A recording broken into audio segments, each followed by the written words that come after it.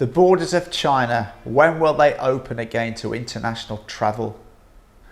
Well, I don't actually know the answer to that. And personally myself, I really want to travel back to the UK to see my family.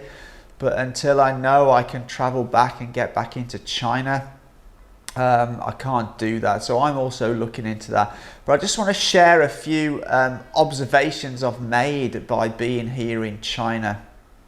So the person that seems to have the voice here in China about how to deal with things is Zhong Nanshan.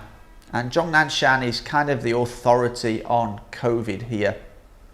Now, a while back, he did sort of make a reference to that, China would be looking to reopen its borders.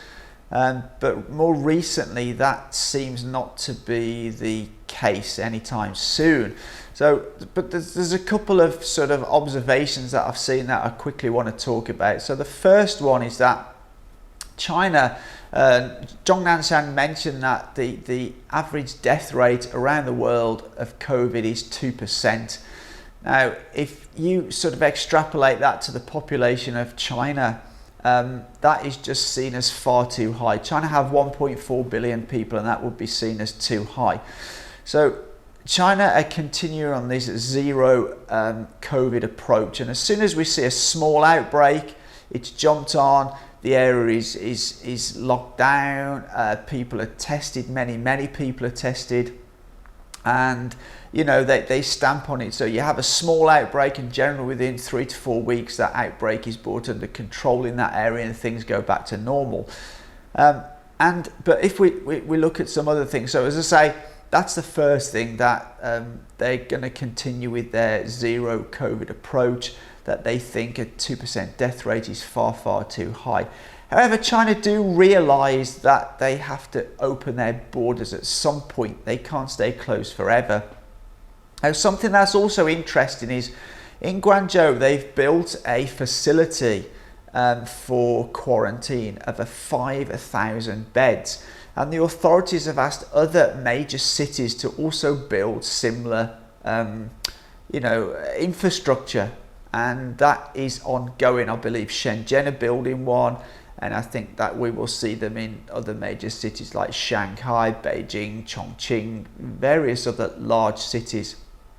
Now, the one in Guangzhou has not been used yet. It was finished sometime in September, and we're now in November, and it hasn't been used.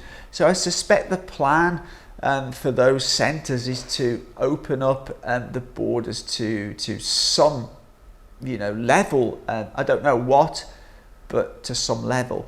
Now, the next thing is, a number of months ago, the border was open between Guangdong province and Hong Kong.